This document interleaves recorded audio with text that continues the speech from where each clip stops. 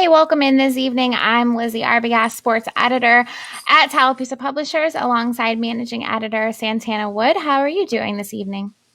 I'm doing okay. How are you doing? I'm good. Good. Another I'm glad day. it, yeah, I'm glad it didn't storm nearly as bad as I thought it was going to. Yeah, that was definitely really good to not see a big storm today. I know a lot of people were prepared for it, but it's better to be prepared than not prepared. Yep, And exactly. you know, Yeah. So we are going to dive right in tonight. It is the 1 month mark since the first case of the coronavirus has been confirmed in Tallapoosa County. That was reported on March 23rd by the Alabama Department of Public Health, obviously April 23rd now. And as of this evening, there are 253 cases in Tallapoosa County, which is one of the highest throughout the state. yeah. So that's an increase of about more than 8 per day in Tallapoosa County since all this started. And I think a really good comparison is just to show Elmore County. It reported its first case March 18th, which was just 5 days prior to the first confirmed case in Tallapoosa County, and now has 74 cases. So big difference there. Plus, Elmore County has double the population of Tallapoosa County. That's a good comparison there. Yeah, absolutely. So on your screen, you're seeing that county curve graph that we set up here at Tallapoosa Publishers. And, you can see there that it kind of looks like maybe our daily increases were decreasing, but obviously we've seen a couple of spikes over the last several days. And that sort of mimics the trend that we're also seeing across the state of Alabama. Yeah, so the state shows just about the same thing there. The curves seem to be flattening out a bit, but has recently gotten back into a high number of increases each day, which we will get into with you guys. Those numbers have continued to grow. Definitely some big increases this week. Yeah, so as of 6:35 p.m. this evening, there were 5,832 confirmed cases across the state of Alabama, and that is an increase of 240 since last night's show. We talked a little last night about how Alabama had seen 5 straight days of 1 day increases under 200, but that seems like it's not the case, at least the last couple of days. Yeah, now we've had 3 days in a row that are averaging about 250 more cases each day. So just continue to grow. And the Alabama Department of Public Health is also now reporting only one category of deaths. Previously, there had been a reported deaths category and a died from illness category, but that has been changed up. The CDC's National Vital Statistics System provided updated guidance on that regarding how they're being reported, and the criteria for the death counts now include people who have died with a positive COVID-19 laboratory test, and also individuals whose death certificates list that as the cause of death. Yeah, so it did say, that obviously those numbers would be closer to the reported deaths because most of those, most people aren't reporting a death that they aren't fairly certain was because of the coronavirus. So that's to be expected. Locally, just again, we'll touch on it, sort of touched on this already, but Tallapoosa County now does have 253 cases, which is an increase of 11 since last night's show, and now 16 deaths, which is an increase of 2.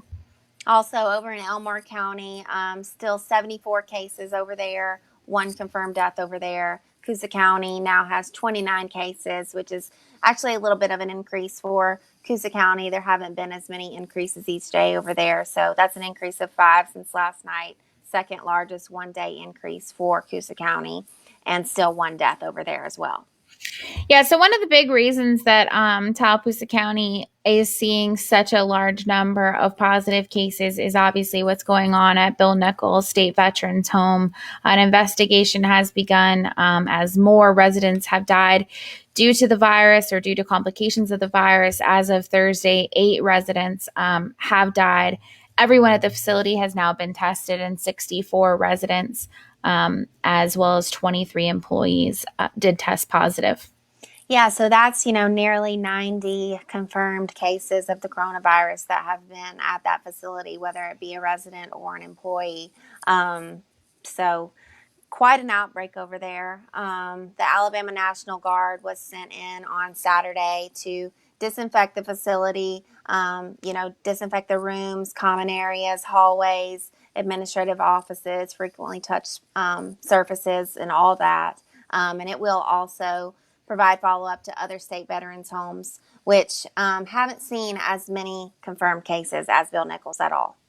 Yeah, so of the three other homes in the state, veterans' homes in the state, only three employees have reported positive tests, and those were at the William F. Green State Veterans Home, which is in Bay Minette.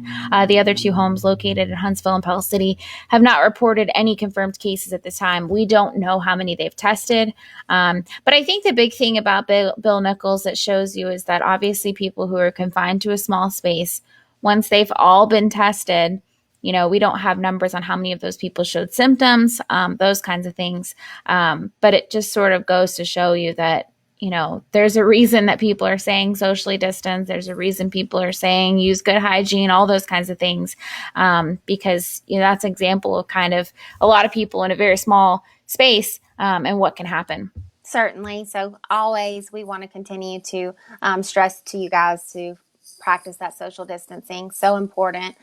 Definitely not the time to let up or slack. I know we're all kind of sick of being at the house and sick of wearing masks and washing our hands 90 times a day, but we've got to do it. So yeah, and that is still an active investigation over there. Other Tallapoosa County news, we got an update from Main Street Family Care, and about 60 people have been tested at the Alexander City location, and 14 of those have tested positive. And you can read a full story about that and some other things coming to Main Street Family Care in tomorrow's Outlook. Yeah, and obviously want to give you guys a quick update on the storm. We had the big straight line wind storms coming through on Sunday. Again, got lucky that we didn't have more today. As of Thursday evening, Alexander City Mayor Tommy Spraggins said that 100 homes were still without power. Also, reporter Cliff Williams looked into kind of what goes into a storm shelter, how much they're really used across the county. And so I think that's going to be an interesting read that you can check out in Friday's Outlook. Certainly, definitely interesting and good to know that most people are going to have their power restored tomorrow. I know that is something everybody without power is definitely ready to see. Yeah, absolutely. So we're going to take a quick break. We'll be back to talk a little bit of Elmer County news as well as give you guys a myth versus fact for the evening. At Russell Medical Wound Care and Hyperbaric Medicine, we want you to know we're open. We take COVID-19 seriously and have put precautions in place for the safety and health of our patients. Don't delay treatment. Wound duration lasting more than 30 days is less likely to heal naturally.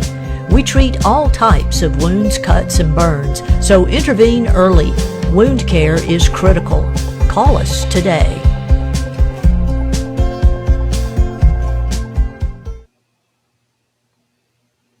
Hey, welcome back. I'm Lizzie Arbogast, sports editor here at Tallapoosa Publishers, alongside managing editor Santana Wood. I just heard from our sponsor, Russell Medical Wound Care and Hyperbaric Medicine.